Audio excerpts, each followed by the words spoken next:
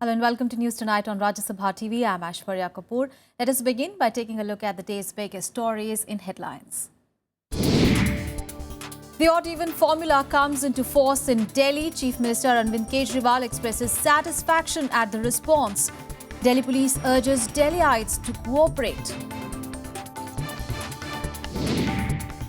Delhi Transport Minister Gopal Rai lauds the public for following the odd-even rule, says where there is a will, there is always a way. Congress tears into the government's claims on economy, says the economy is stagnant and growth sluggish.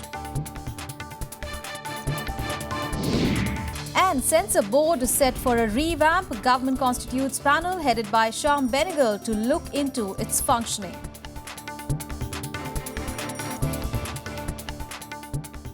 Well, the day's biggest story, the Delhi government's ambitious measure to curb pollution, the odd-even formula for private vehicles, came into force on Friday.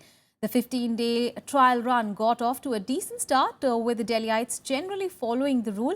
Chief Minister Arvind Kejriwal expressed dissatisfaction at the response, even as Delhi police urged residents of the national capital to cooperate.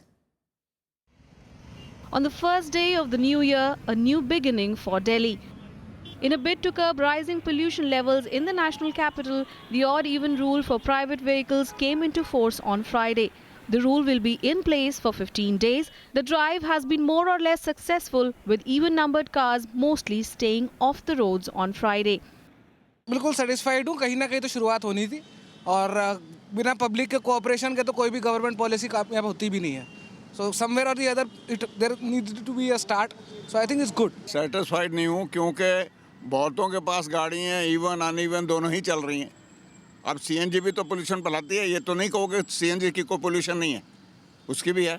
Taxi वालों को छूट दे दी, उनकी भी तो है. तो slightly फर्क पड़ेगा, ज़्यादा नहीं पड़ने वाला. कॉन्ट्रैक्टर होने के नाते मैं एक ही गाड़ी है मेरे पास जैसे ही है, तो मेरे को सारे में जाना पड़ता है डेली. तो मैं इस गाड़ी को एक दिन छोड़ूंगा, एक दिन नहीं चलाऊंगा, तो मेरी लेबर तो साइडों पे खाली बैठी रहेगी. However, there were some violations. While some violators were penalized with a 2,000 rupee fine, others were lectured on the need for implementing this rule. Civil defense volunteers were seen standing at traffic intersections, educating people about pollution levels and giving them flowers. The ministers also did their bit. Chief Minister Arvind Kejriwal, Health Minister Satyendra Jain and Transport Minister Gopal Rai carpooled to get to the Secretariat, while Environment Minister Imran Hussain used a battery-operated rickshaw for his commute and Tourism Minister Kapil Mishra was on his two-wheeler. The measure got a thumbs up even from the opposition. Delhi के लोगों ने इसको अपना लिया है, ये movement बन गया है और I am truly overwhelmed by the response that we have received so far.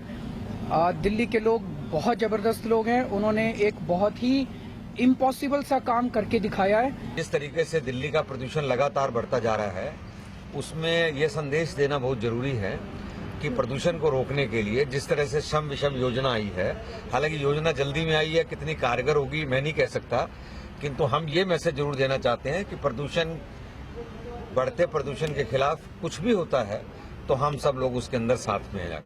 The Delhi police also appealed to the public for their cooperation. मैं जनता से एक बार फिर अपील करूंगा कि आज क्या अगले 15 दिन तक जो है आप हमारी मदद करें. Under the odd-even formula, private cars with an odd number plate can run on odd dates and those with even numbers on even dates. There are several exemptions to the rule, including emergency vehicles and single women drivers. There are no such restrictions on Sunday. Anu Devan's report for Rajya Sabha TV. Well, as Delhi's odd-even plan for cars took off today, several ministers were seen carpooling to set an example. Now, Chief Minister Arvind Kejriwal carpooled with the two ministers, Transport Minister Gopal Rai and Health Minister Satyendra Jain. Tourism Minister Kapil Mishra took a motorbike to work, while Environment Minister Imran Hussain used an auto rickshaw. Now, RSTV's Anu Devan spoke to Gopal Rai, who also rode a DTC bus to inspect the scheme kick-off in the national capital. Delhi के परिवहन मंत्री गोपाल राय जिस वक्त हमारे साथ हैं और वो इस समय डीटीसी बस में बैठ के दिल्ली की सड़कों पर जायजा ले रहे हैं कि आखिर ये ऑड इवन फॉर्मूला किस तरह से लागू किया गया है, लोग कैसे इसको एक्सेप्ट कर रहे हैं. सर, आपको जो फीडबैक मिल रहा है, आज शुरुआत हुई है इसकी, क्या फीडबैक आपको मिल रहा है? देखो, दो चीज़ें तो साफ साफ दिख रही हैं. फीडबैक तो चारों तरफ से पूरे दिल्ली से हमारे पास पॉजिटिव आ रहे हैं. चौराहों पर जो है लोग, हमारे सिविल डिफेंस के वॉलंटियर फूल लेकर के इंतजार कर रहे हैं. लेकिन उनको कोई ऐसा नहीं मिल पा रहा है जिसको वो फूल दे करके गांधीगिरी कर सकें। यानी कि दिल्ली के लोग पूरी तरह से इस फार्मूले को स्वीकार करने की तरफ बढ़ रहे हैं। पूरे दिल्ली की सड़कों पर मैं भी करीब धीरे धीरे, मुझे भी पौन घंटे हो गए, मैं ढूंढ रहा हूं कि कोई तो ऐसी गाड़ी मिल जाए जो 1, 3, 5, 7, 9 के अलावा हो।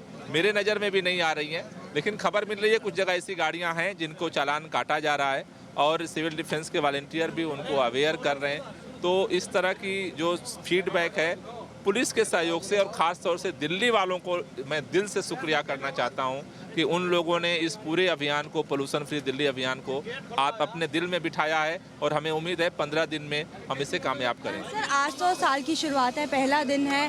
दूसरी चीज़, आज कई दफ्तरों की छुट्टी भी है, लोग कई जगहों पे छुट्टी भी है, लेकिन असली जो परीक्षा है वो सोमवार को होगी। क्या आपको लगता है कि इसी तरह का माहौल जो है वो सोमवार को भी देखने को मिल सकता है? दिल्ली वाले चाहेंगे तो ऐसा ही माहौल रहेगा, क्योंकि करना तो दिल्ली वालों को।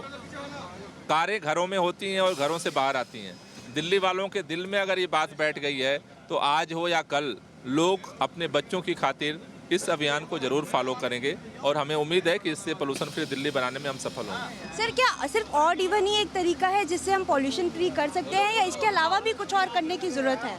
नहीं, इसके अलावा भी और भी बहुत सारे काम करने की ज़रूरत है और उस तरफ सरकार सोच रही है और स्टेप बाय स्टेप इन सारे चीज़ों को हम लोग पूरा करेंगे। सर, इसके अलावा मैं आपसे ये जानना चाहूँगी कि क्या ऑड इवन 15 दिन के लिए लागू होगा या इसके आगे भी इसको एक्सटेंड किया जा सकता है? ये 15 दिन के बाद इसका मूल्यांकन करेंगे और इस मूल्यांकन के बाद फिर आगे की घोषणा करेंगे। बहुत बहुत धन्यवाद हमसे बात करने के लिए। तो जिस तरह से इन्होंने बताया कि दिल्ली वाले खुद ही इस ऑड इवन फार्मूला को अपनाकर दिल्ली को प्रदूषण मुक्त बनाने के लिए इस मुहिम में साथ जुड़ गए हैं। कैमरा पर्सन विजय के साथ Anu Diwan, Rajya Sabha TV, Delhi. Well, when the first violator of the odd even rule was challaned at the ITO junction in Delhi, he essentially brought to the fore the problems that Delhiites would face. Now, this man, coming from his residence near Pari Chowk, which is the intersection between Noida and Greater Noida, said that he had no other option as there are limited modes of transport for him from there. So let's take a look at the realistic problems that Delhiites will face in the next 15 days. The challenges to be overcome are many. The first problem for those who have to leave their cars at home is the lack of adequate public transport. At present, the Delhi Transport Corporation has a fleet strength of 4,705 for 45 lakh commuters. On an average, at least 600 breakdowns are reported on these buses every day, which means that in actual operational terms, not even 4,705 buses are on the roads every day.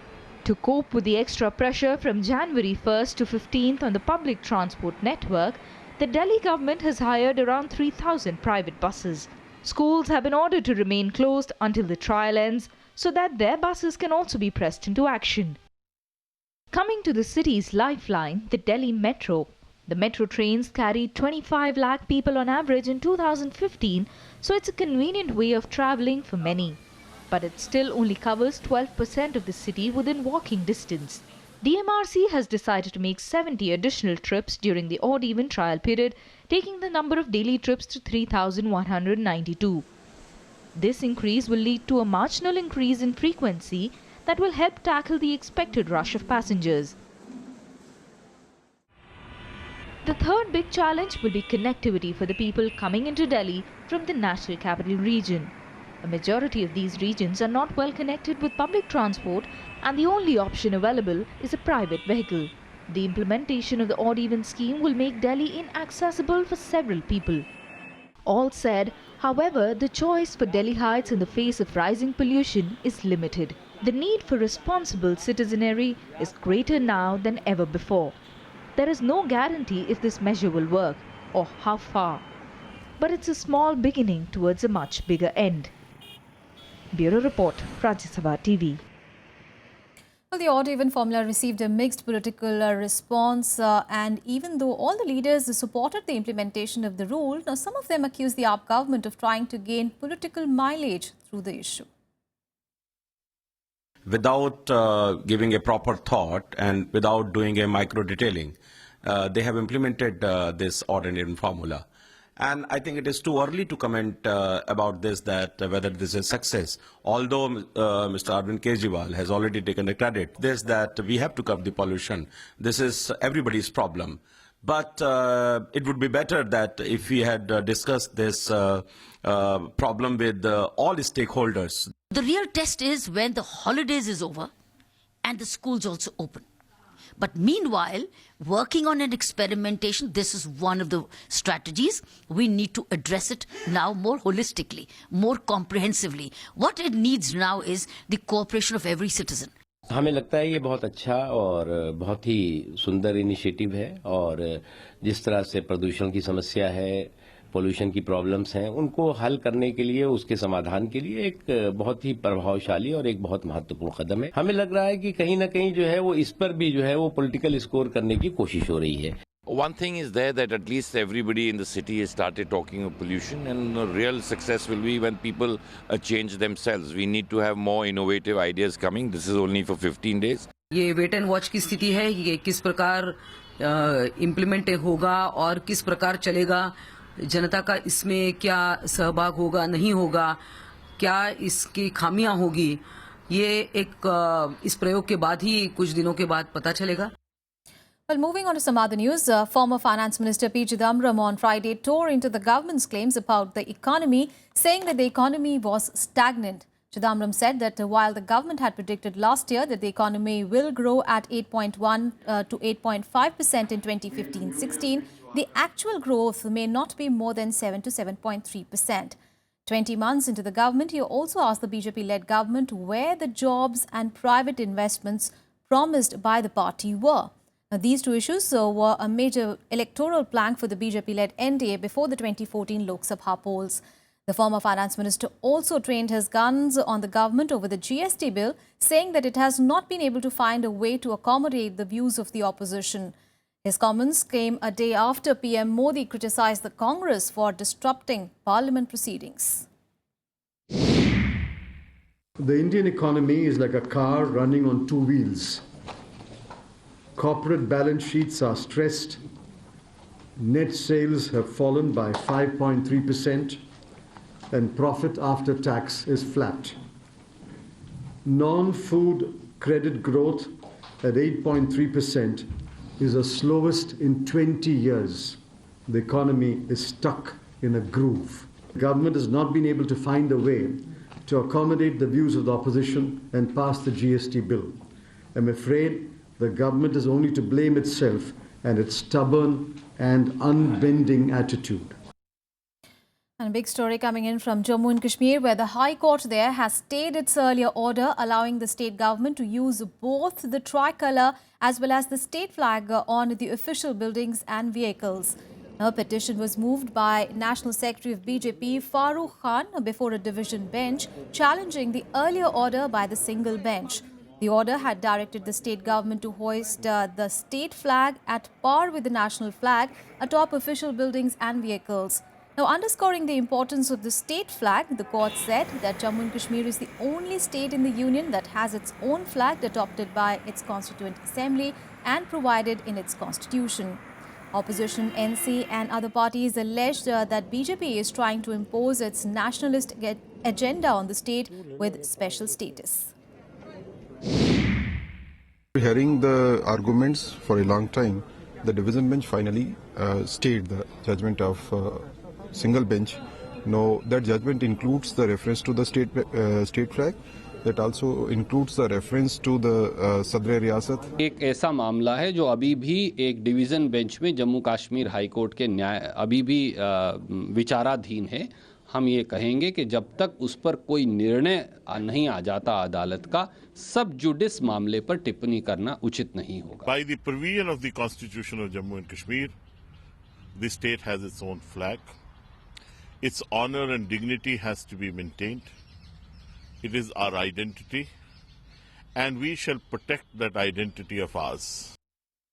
But in other news, the controversy-ridden censor board is set to be revamped, with the government constituting a committee headed by eminent filmmaker Shyam Benegal to look into its functioning. The panel, in sync with PM Modi's vision, will submit its report in 2 months. Benegal also recommended frequent review of issues related to censorship. The recommendations are expected to provide a holistic framework to the body tasked with the certification of films. The staffing pattern would also be looked into in an effort to provide transparent services, at the same time allowing adequate space for creative and aesthetic expressions.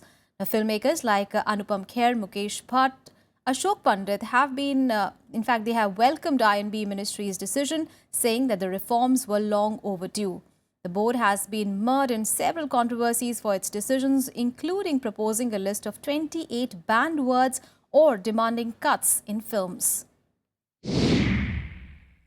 It is a very positive and good step which has been taken by the INB ministry, because the industry, the INB, the CBFC really needs a strong committee headed by a strong and a capable person who can change a lot of things and bring in new rules, set of rules and regulations. The decision taken by respected Arun Jaitley Sahab, the INB and Finance Minister, by bringing in Shyam Benegal, Shyam Babu, we call him with love and affection, as to head the committee which will make a report into how CBFC should function and what are the changes which is to be brought in CBFC. And in News Tonight, we'll take a very short break, but coming up ahead, a suspended BJP MP Kirti Azad remains defiant. In his reply to the show cause notice from the party, Azad says he has done nothing wrong. We'll get you details on that and much more. Stay with us.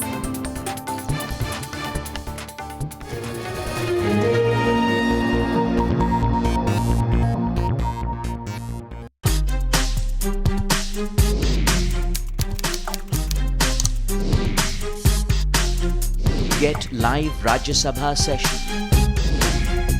News, views, reports and analysis you can trust on social media. Subscribe, follow, like Rajya Sabha Television.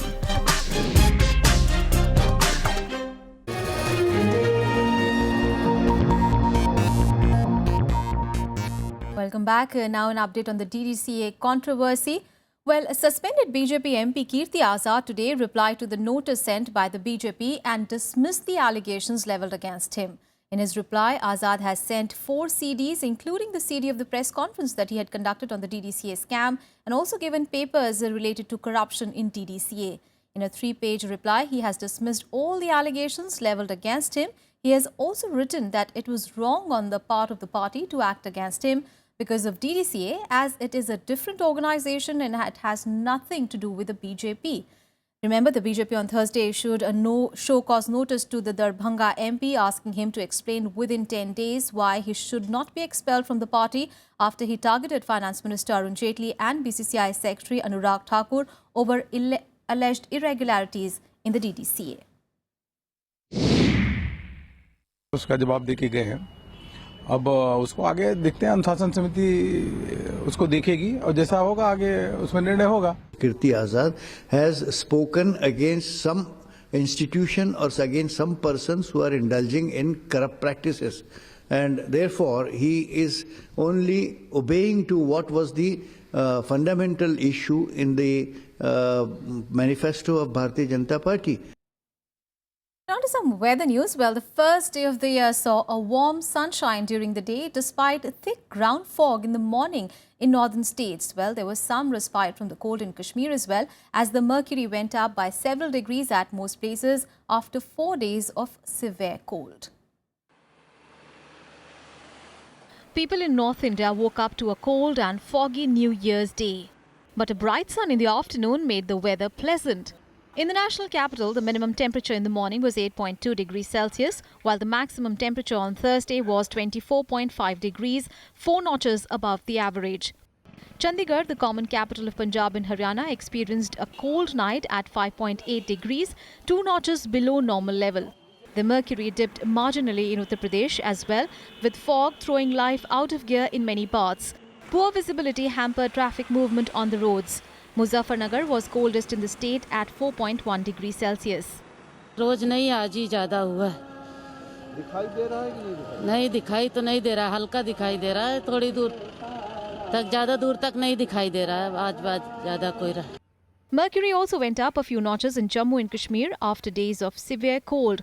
However, the weather department has predicted light snowfall from Monday. The minimum temperature increased by over 3 degrees in Srinagar as the mercury settled at minus 0.7 degrees Celsius. Kargil was coldest in the region at minus 15 degrees, while Leh recorded a minimum temperature of minus 13.3 degrees Celsius, 3 degrees more than the previous night. With no snow on New Year's Eve, many tourists were left disappointed in Gulmarg. Chilly conditions are expected from next week. The mercury is expected to dip with icy winds from the mountains, bringing the temperature down along with dense fog. Bureau Report, Rajya Sabha TV. Let's bring you some more national news in Nationwide. Aviation turbine fuel or jet fuel price has been slashed by 10%. This is the second reduction in just a month. Meanwhile, rates of non-subsidized cooking gas LPG cylinders were hiked by 49 rupees 50 paise per cylinder on global trends. Non-subsidized cooking gas now costs 657 rupees 50 paise in Delhi. This is the third hike in rates in as many months. The Uttar Pradesh government today appointed Javed Ahmed as the new Director General of Police. Ahmed is a 1984 batch Indian Police Service officer who had earlier served as the Joint Director of the CBI during Central Deputation. Ahmed will retire in 2020. At least 10 labourers were killed and 4 others injured in an overnight fire in Ramban district of Jammu and Kashmir. The deceased were sleeping in temporary structures which were razed to ashes. While the cause of the fire is still unknown, the injured labourers have been taken to hospitals. Veteran social activist Anna Hazare has written to Prime Minister Narendra Modi reminding him of not delivering his pre-electoral promises to bring back black money in 100 days. Hazare also pointed out that there was no visible difference between the UPA 2 and Modi-led regime with regards to corruption. Modi, before coming to power, had promised to check spiralling price rise and corruption and also bring back black money. Well, it is a coincidence that the year 2015 began and closed on the same day, that is a Thursday. Well, between these two Thursdays, Indian investors had a very eventful ride, especially in the stock markets. But of all the asset classes, be they be mutual funds, fixed deposits, precious metals like gold or even real estate, the stock market remained the most volatile. Take a look.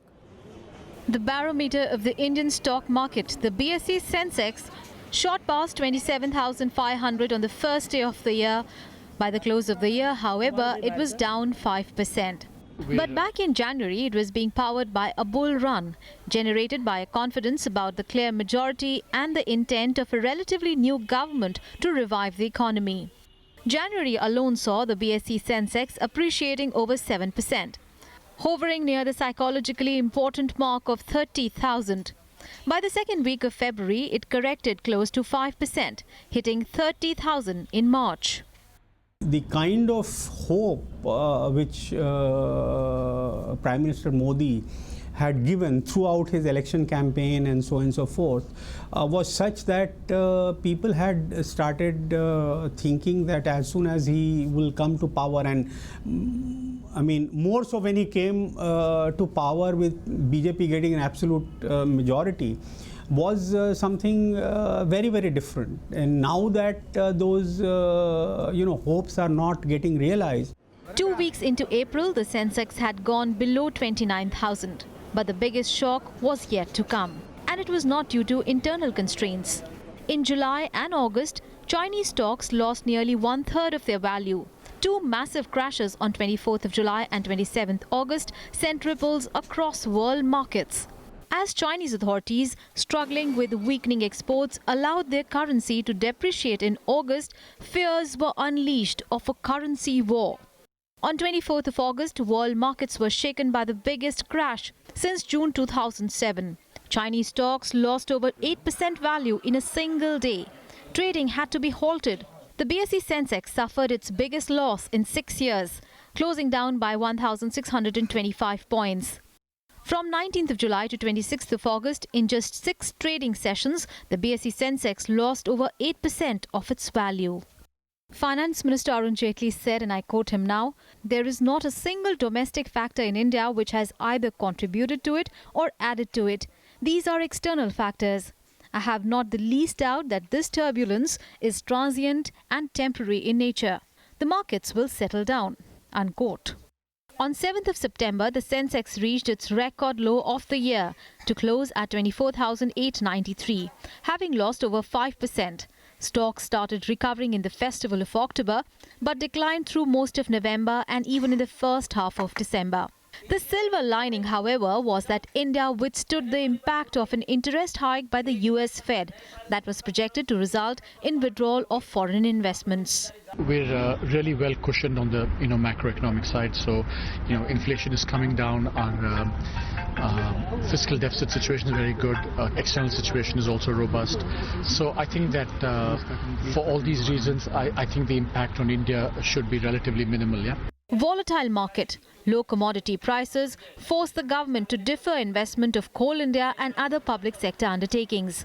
The finance minister set a target of getting 69,500 crore by diluting stocks of government companies like NALCO, NMDC, Oil India Limited, NTPC, BHEL, ONGC and Coal India.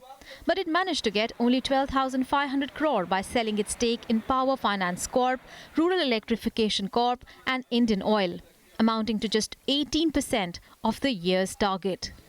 This is Krishna Tripathi report for Rajya Sabha TV. Let's now bring you some international news. Well, Iranian President Hassan Rouhani has denounced the United States for suggesting the possibility of new sanctions over its missile program. In response to the draft proposal of US sanctions, Rouhani has ordered his defense ministry to quickly and firmly continue with its plans to produce more missiles. He accused the United States of illegal intervention in Tehran's right to boost its defensive power.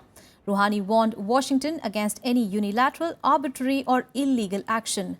However, the White House has not yet provided a timeline as to when the sanctions will be put into effect. Rouhani's actions come against a backdrop of increased friction between the United States and Iran, with little hope of reconciliation in the near future as well.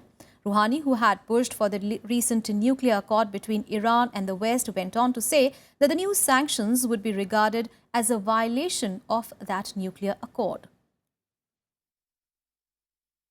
Some more international news now in Global Buzz. A fire engulfed a high-rise hotel close to the Burj Khalifa in Dubai on Thursday night. The Address Hotel, a 63-story building, caught fire suddenly about 3 hours before the New Year celebration. Firefighters and police arrived at the site immediately and people were evacuated. According to Dubai Civil Defense, 14 people were injured in the fire. German police evacuated 2 train stations in Munich late on 31st of December. They stated on Twitter that they had received a tip regarding a planned militant attack in the city. In other parts of the world too, New Year celebrations took a turn for the worse. In Philippines, stray bullets and exploding firecrackers killed 2 people and injured hundreds amid the country's traditional New Year celebrations. Chinese authorities have formally arrested 11 people for their role in a deadly landslide last month in Shenzhen. They have been charged with negligently causing a serious accident. The government has blamed breaches of construction safety rules for the landslide when a dump overflowed and engulfed 33 buildings. At least 12 people have been confirmed dead, while 62 are still missing. Meanwhile, married couples in China will be allowed to have 2 children starting today. The change, which was announced in October by the ruling Communist Party, has come into effect. China's population is now aging rapidly and has severe gender imbalances, all while the country's workforce is shrinking. Under the new law, married couples are now allowed to have a second child. However, the legislation maintains limits on additional births. Well, that's all in this edition of News Tonight. Thanks for watching. Good night.